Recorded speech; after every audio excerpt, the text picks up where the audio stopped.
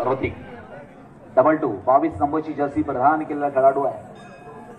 पाहायचं शांततामय वातावरण आहे, शांततामय खेळ मात्र या ठिकाणी संपन्न होत असताना पाहतोय। रसिक प्रेक्षक देखील मंत्रमुग्ध या कबड्डीमध्ये झालेला आहे। निश्चितपणे एक मोठं चषक आहे, सन्मानाचं चषक आहे, ते मात्र कोणाच्या बाजूने कोणाच्या संघामध्ये कोणाच्या मंडळामध्ये जाणार आहे। Please please please please. आता मात्र पुन्हा एकदा आपण पाहतोय अमित धुमाळ, खरं तर राष्ट्रीय खेळाडू आहे, रेल्वेमध्ये खेळलेला खेळाडू आहे, प्रो कबड्डी खेळलेला खेळाडू आहे। अंतिम अर्थात प्रथम क्रमांकाचा सन्मान मिळवून देणारा ज्याच्या नेतृत्वाखाली मिळवलेला हा खेळाडू आहे। आता मात्र अंतिम सामन्यामध्ये खेळत असताना प्रत्येक खेळाडूची मात्र कसपणाला लागते, कारण आता प्रत्येक खेळाडू या ठिकाणी एक चांगली खेळी करण्याचा प्रयत्न करत असतो। खरोखर अप्रतिम पाहण्यासारखा खेळ ऋतिक आपला, डोळ्यांची पापणी हलते ना हलते त्या क्षणामध्ये, मग अशी खेळी तर अप्रतिम। रसिक मनाला जाग्यावर थांबवून ठेवणारा खेळ आहे, नो कम्प्लेंट्स, खरं निर्विवाद। एवढ्या मोठ्या या 32च्या भाग्यपत्रिकेमधून अनेक संघांवर आपण मात करत या ठिकाणी आला, आणि तितकीच चांगली या ठिकाणी खेळी श्री गणेश दिवलांगच्या माध्यमातून झाली, कारण सेमीफायनल मध्ये श्री गणेश दिवलांग या संघाने देखील एक महाकाय पराक्रम केला। पांडवादेवी रायवाडी एक रायगड जिल्ह्यातील खूप मोठा संघ आहे, याला पराभूत करते या ठिकाणाला। आता मात्र ऋषिकेश एक गुण आपल्या संघासाठी घेतोय। खेळासाठी खेळ पण, कबड्डीसाठी काय पण, आणि ही कबड्डीसाठी काही करण्याची तयारी असणारा खेळाडू आहे। प्रो कबड्डी सीझन 11 सुरू आहे, टीव्हीवर दररोज आपण पाहतोय, अनेक खेळाडू त्याच्यामध्ये आहे। रायगड जिल्हा देखील कमी नाहीये, त्याच्यामधील खेळाडू देखील त्याच्यामध्ये समाविष्ट झालेले आहेत। मग त्यांचा आदर्श आपल्या डोळ्यासमोर ठेवून आपण भविष्यातल्या आपल्या भाकरीची व्यवस्था करणं देखील तितकंच महत्वाचं। मग खेळासाठी खेळू नका। पुन्हा एकदा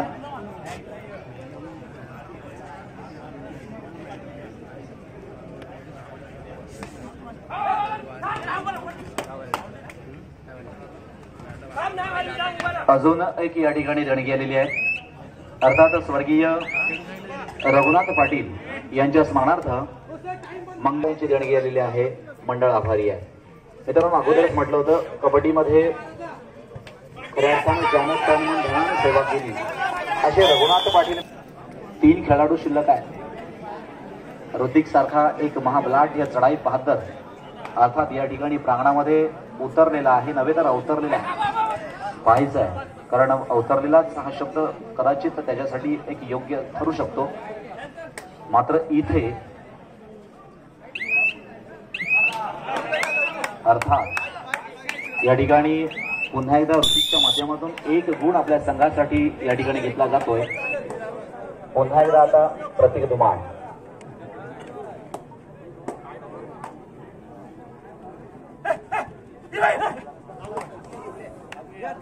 मैदानामध्ये आहे तोपर्यंत आता मात्र बाजीनं पुन्हा एकदा बाजी लावली आहे। स्पष्ट आहे, जो कोणी आला तिथे तो मात्र जाळ्यात अडकला, कारण परफेक्शन आहे, नजर आहे, नजरेमध्ये जो बसला तो मात्र तिथे संपला।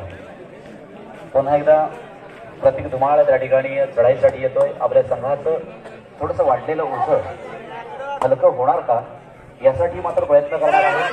पुन्हा एकदा आता प्रतीक येणार की थांबणार, विसटता होता, परंतु पुन्हा एकदा सांघिक शक्तीचं प्रदर्शन त्या ठिकाणी भरवलं गेलं आणि मरीदेवी धेरण हा संघ पुन्हा एकदा चर्चेत आला। एक गोड चर्चा, एक सकारात्मक चर्चा, एक पॉझिटिव्ह चर्चा मात्र त्या ठिकाणी होती। अशा संघासाठीच, अशा खेळासाठीच खऱ्या अर्थानं हा संघ प्रसिद्ध आहे। मात्र आता पाहायचंय अंतिम क्षण कशा पद्धतीनं आपल्या हातामध्ये येणार। पांडुरंगाचा आशीर्वाद घेऊन सगळेच खेळाडू मैदानामध्ये उतरले, परंतु देवानं देखील कमरेवर हात ठेवला आणि सांगितलं तुमचं तुम्हाला बघायचं आहे।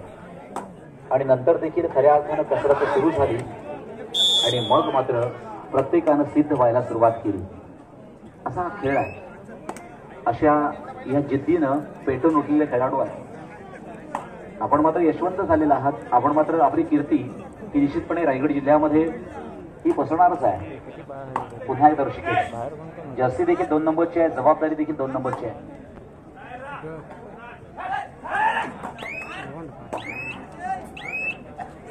हो हो येतोय का थांबतोय, परंतु पुन्हा एकदा आमिर धुमाळ. डबल 1 अर्थात एकावर 1 11 11.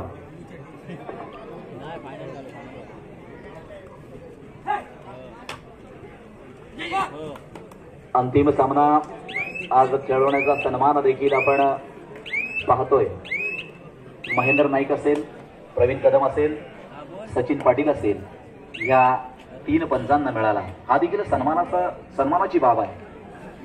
ही देखील एक अभिमानाची गोष्ट आहे की रायगड जिल्ह्यातील पहिली स्पर्धा आणि या पहिल्या स्पर्धेचा एक आपण सामना निरीक्षक म्हणून ही स्पर्धा अंतिम सामना आपण खेळवला आहे.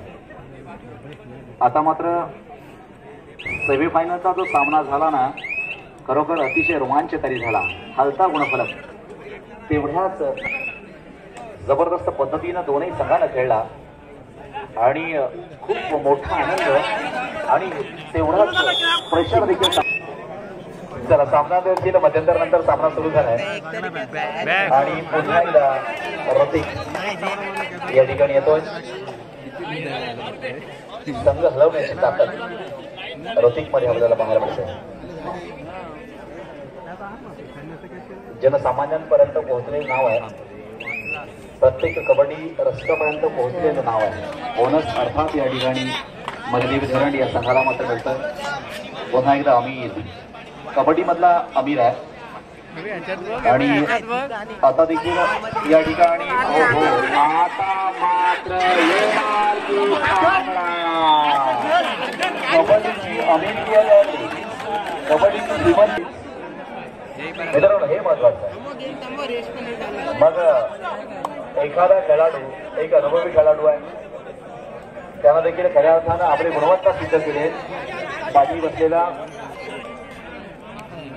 या ठिकाणी विजित हा देखील एक चांगला खेळाडू आहे, इंज्युअर्ड आहे. हे देखील मित्रांनो श्रीगणेशचे मोठे खेळाडू आहेत. या ठिकाणी पडला आहे तो मरीदेवी हेरंड या संघावर. ऋण मात्र फेडलेत, परंतु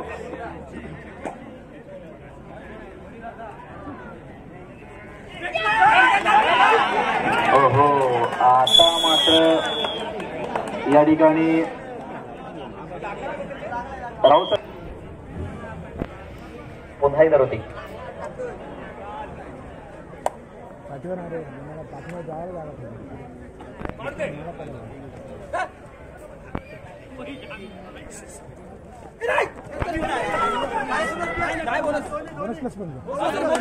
बोनस प्लस पॉइंट अर्थातच अमीरला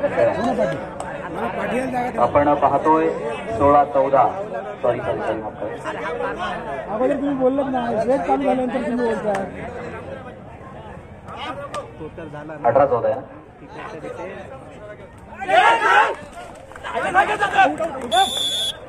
ऋषिकेश मात्र आलेला आहे.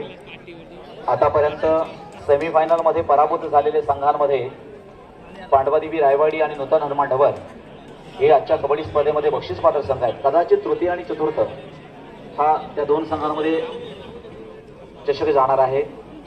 मात्र ह्या सामन्यावर अवलंबून आहे तृतीय क्रमांक कोणाला आणि चतुर्थ क्रमांक कोणाला.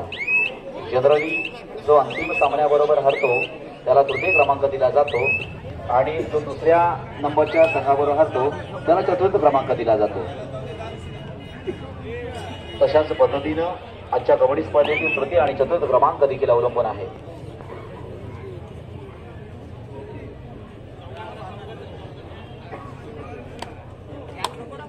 एक शांततेनं चाललेला खेळ आहे. खेळाडू देखील शांत आहेत, ते देखील अगदी शांततामय अशा पद्धतीनं हा खेळ करत आहेत. धरपकड ओढा ताण आणीबाणीची मात्र वेळ नाहीये, कारण 14-19 आहे. ही वेळ आणण्यासाठी मात्र प्रयत्न करावे लागतील ते श्रीगणेश दिवलांग या संघाला, कारण पिछाडी तर भरून आपल्याला काढायचीच आहे. मग पिछाडी भरून काढून आघाडीमध्ये आपल्याला येण्यासाठी निश्चितपणे आपल्याला प्रयत्न तर करावेच लागणार आहेत. पाहायचं 19 14. पुन्हा एकदा ऋतिक मात्र आता येणार की थांबणार. हो हो हो हो हो. अशी चढाई आहे ना, अनेक वेळेला रिस्की ठरू शकता. आता दुर्घटना घडली नाही म्हणून सोडून द्या, परंतु अशा चढाई असतात ह्या अनेक वेळेला या त्रासदायक ठरत असतात. कारण ज्या वेळेला खेळाडू तिकडनं बाहेर पडण्याचा प्रयत्न करत असतो ना, त्यावेळेला स्वाभाविकपणे त्या संघातल्या खेळाडूंमध्ये एक चीड निर्माण होत असते. मग कुठेतरी अडवण्यासाठी प्रयत्न केले जातात. आणि आता कसं आहे, आता आमचे पंच देखील बांधिलकी आहेत, सूर चालू आहे, टायमिंग संपलेलं नाहीये. मग त्यावेळेमध्ये ते बंधनकारक आहे. सुरुवातीला जी पंचांची भूमिका असायची पहा, पूर्वीची कबड्डी, त्याच्यामध्ये साधारण टॅकल केली ना की लगेच पंच विसल मारायचे, का तर पुढची रिस्क येऊ नये म्हणून. आता मात्र तसं राहिलं नाहीये. आता 30 सेकंद आहेत, त्याच्यानंतर स्वर चालू आहे. मग चला कितीही उरावर बसा असं या ठिकाणी आता थोडंसं कुठेतरी होत आहे. शेवटची काही मिनिटं मात्र शिल्लक असताना 20-15 असा गुणफलक आपल्या समोर दिसत असताना इथे मात्र दिव्यांग संघाची भूमिका आणि संयमाची भूमिका मात्र ठेवायला लागणार आहे ती धैरण संघाला. टिकवायचं मित्रांनो, टिकवणं देखील सोपं नाहीये. काढणं सोपं आहे, परंतु टिकवणं सोपं नाहीये. मात्र हे आपल्याला करायचंय आणि दिव्यांगांना मात्र बेभान होऊन अर्थात आपल्याला स्वार व्हायचं आहे. तेव्हा कुठे सगळ्यात मोठा चषक आपल्या मंडळामध्ये येणार आहे, हे दोघांच्या माध्यमातून या ठिकाणी करावं लागणार आहे.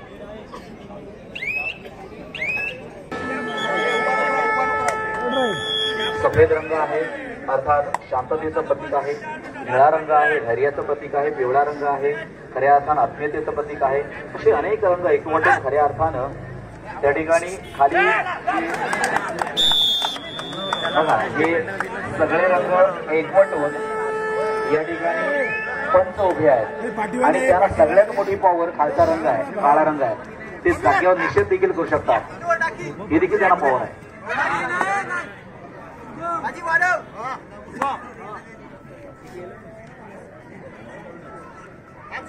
अमीर धुमाळ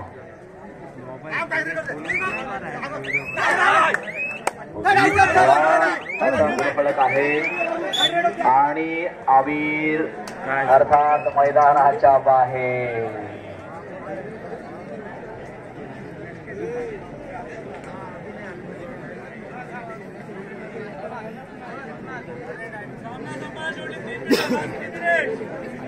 शेवटची 3 बोटं आमचे पंच दाखवत आहेत. 1 2 3 म्हणजे 3 मिनिटं शिल्लक आहे. दीपक असा आहे या ठिकाणी चढाईसाठी आला. आमचे हळूहळू या ठिकाणी भाविक लोक यायला सुरुवात होईल भजनासाठी. अनेक लांबून या ठिकाणी आमचे या ठिकाणी दर्दी भजन दर्दी येत असतात. आमच्या अनेक ओव्या अर्थात भजनांचे अनेक या ठिकाणी गवळण असेल, अभंग असतील या ठिकाणी ऐकण्यासाठी मात्र येत असतात. 21-16 असा गुणफलक त्या ठिकाणी लागलेला आहे. ही संस्कृती टिकवण्याचं काम अशा भजनांच्या माध्यमातून, अशा अध्यात्माच्या माध्यमातून मित्रांनो होत असते. एकतरी ओवी अनुभवावी. खऱ्या अर्थानं आपण हे अनेक वेळेला ऐकत असतो, पाहत असतो, ती देखील आपल्या जीवनाचं सार्थक करू शकते. परंतु भजन म्हणलं की जुनी मंडळी असं कुठेतरी आता ठरलेलंच वाटतं. मग नवीन चेहरे भजनाला दिसत नाहीये. पुन्हा एकदा ऋषिकेश या ठिकाणी जसं टायमिंग संपत चालले ना तसा तसा आमचा रसिक प्रेक्षक वर्ग बसलेला एकदा मागे हात लावतोय आणि मात्र निघतोय.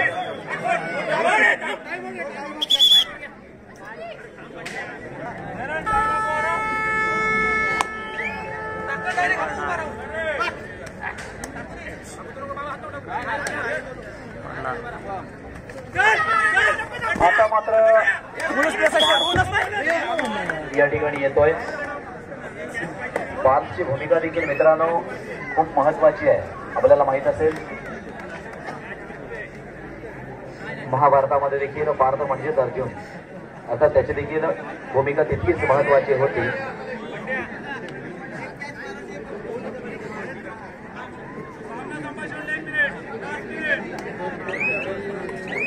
दोन रेडे 2 रेडे ये पाच ते हात